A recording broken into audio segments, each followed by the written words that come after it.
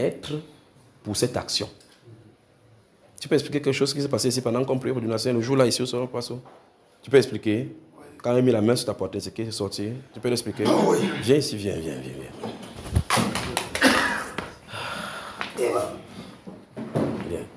Quand il va dire ça, il va vous expliquer ce qui s'est passé le jour où le Saint-Esprit a invité le frère Donatien. Sois très abondamment béni, mes frères. Je suis quelqu'un qui a fumé pendant très longtemps. Et quand je veux faire une chose, je le fais très bien. Donc tu fumais? Donc tu fumais? Oui, quand je fumais très bien. Il pouvait se lever à 2 heures, marcher 25 km pour aller acheter un bâton de cigarette, fumer en rentrant, dire ah. Et après, quand je l'allume, 10 mètres plus tard, c'est déjà fini. Il faut encore rentrer. Et je dois marcher maintenant à pied pour rentrer. Donc, en réalité, de toutes les façons, la cigarette, pour moi, l'allumette, pour moi, c'était pour le premier bâton. Le reste, là, il y a... C'est l'autre cigarette qui allumait l'autre. Oui, c'était comme ça.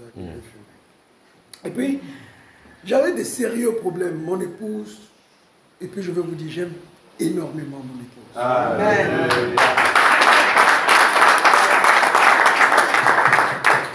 J'avais de grands conflits avec moi quand je m'imaginais cette odeur de cigarette.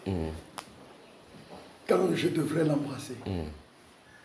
Je souffrais énormément au fond de moi, mais je ne parvenais pas à m'en débarrasser. Même quand tu prenais l'engagement de le faire? Mais je prenais l'engagement toutes les secondes. Je prends un bâton de cigarette, je prends un paquet de cigarettes, je froisse, je jette, je dis c'est quoi? Je me plains, je jette, je fais 10 mètres, je jette un bâton. Donc, voici l'état de l'esclavage de l'être humain sur la terre. Je souffrais énormément à cause de ce problème. Je me souviens une fois, j'avais dit à Dieu, je savais que je suis serviteur de Dieu, je le savais, que je suis serviteur de Dieu. Un jour, j'ai dit à Dieu, Seigneur, j'ai fait beaucoup d'efforts pour arranger. Parce que l'alcool, je m'en étais débarrassé. Bref, il y avait beaucoup de choses que j'avais laissées. Et puis j'ai fait un deal avec lui. Si tu vas me servir, tu vas accepter que je fume. Parce que ça... Donc tu voulais que Dieu t'accepte avec ta cigarette. Donc tu finis de prêcher à quelqu'un, tu dis, laissez-moi couper un bâton. Je ne lui avais dit cette laisse ma cigarette tranquille, mon péché mignon. Ce n'était pas parce que je voulais, non. C'est parce que j'avais fait des efforts, je n'ai pas pu. J'ai dit que bon, mais tu n'avais pas la révélation qui peut l'ôter en quelques secondes. Jamais. Et puis je savais que donc, je m'étais résigné, il va m'accepter comme ça. Et puis un jour, je me suis rendu compte que je ne fumais plus. Applaudissons pour le Seigneur.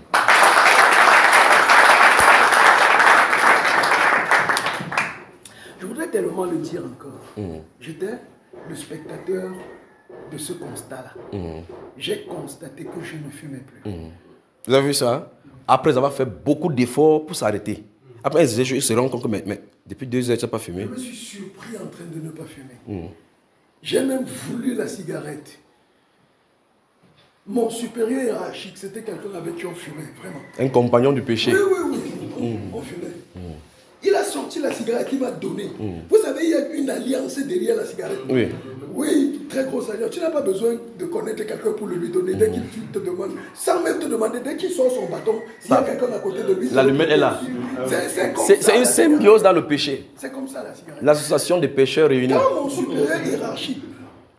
mon supérieur hiérarchique me tend la cigarette, je lui dis non, je ne prends pas, je ne fume plus.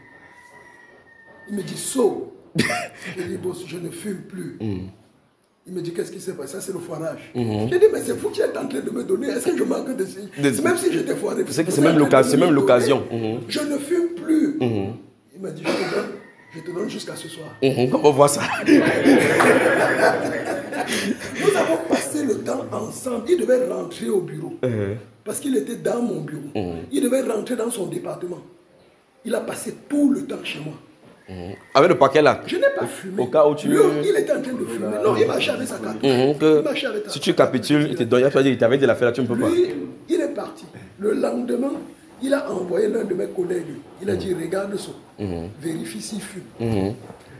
Nous avons fait presque 6 mois. Il ne m'a plus jamais vu fumer. Et moi aussi, j'ai constaté que je ne fumais plus. J'avais un problème quand je devrais fumer. c'est que si je passe à côté d'un kiosque, je ne comprends pas pourquoi je vais traverser le kiosque. Sans t'arrêter. Sans m'arrêter. Non, je ne comprends pas pourquoi. Or, justement, je passe devant un kiosque, j'entends quelqu'un fume. Ça te dérange? J'ai mal au cœur.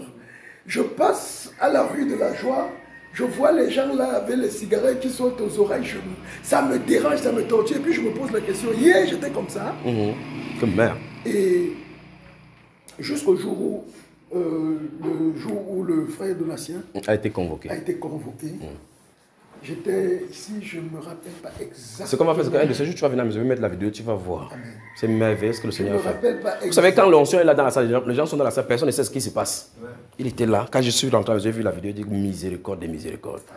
Donc le démon qui fumait la cigarette était enchaîné dans son cœur, il y habitait. Il n'avait pas été expulsé. Continue, mon frère. La seule chose que je sais, c'est que je ne fumais plus. Jusqu'à ce que le serviteur de Dieu me dise que le démon de la cigarette en question, c'est vrai que je n'avais pas arrêté, j'avais arrêté de fumer, mais il n'était pas sorti. Et il m'a dit, c'est aujourd'hui que tu as été libéré de cet esprit-là. Amen.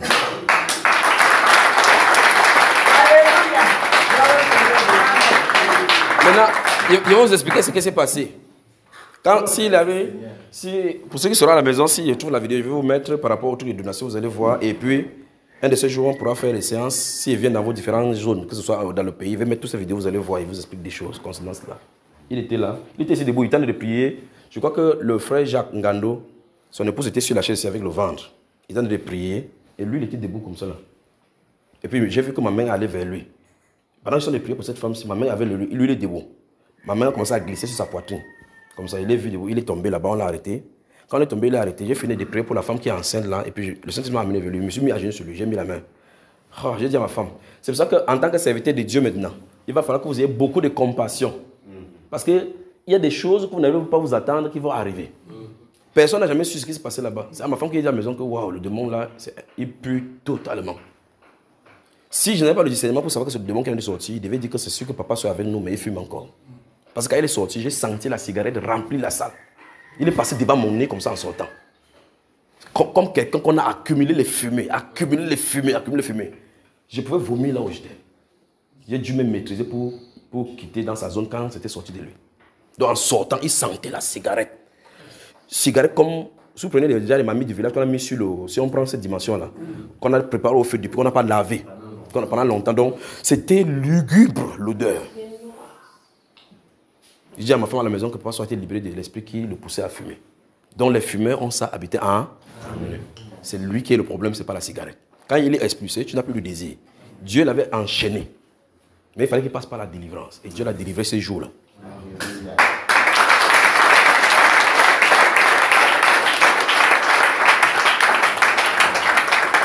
Sachant qu'il était inconscient, c'est pour ça qu'il l'a appelé en l'extérieur. Je lui ai dit, c'est parce que le moment sied à ceci que j'ai pu parler de cela. Sinon, je ne parlerai pas de ça parce que lui, je lui ai donné le renseignement. Tu sais ce qui s'est passé quand il est là-bas? Oui. Le truc là est sorti, la fumée là est sortie. Il est sorti comme ça, fini, comme ça, au travers de sa bouche. Et quand je vais mettre la vidéo, il va voir à ce moment quand il est sorti. Il a commencé à faire. La main était juste déposée sur sa poitrine. Saint-Esprit le tirait à l'intérieur. Ça fait, oh, il est sorti. Il a envahi cette salle, c'est de cette odeur. Mais si vous avez vos nez, vous ne pouvez pas sentir l'odeur. Ça c'est le nez de l'autre côté pour pouvoir discerner qui est l'être qui en est sorti. Vous comprenez, frère? Que le nom du Seigneur soit glorifié. Amen.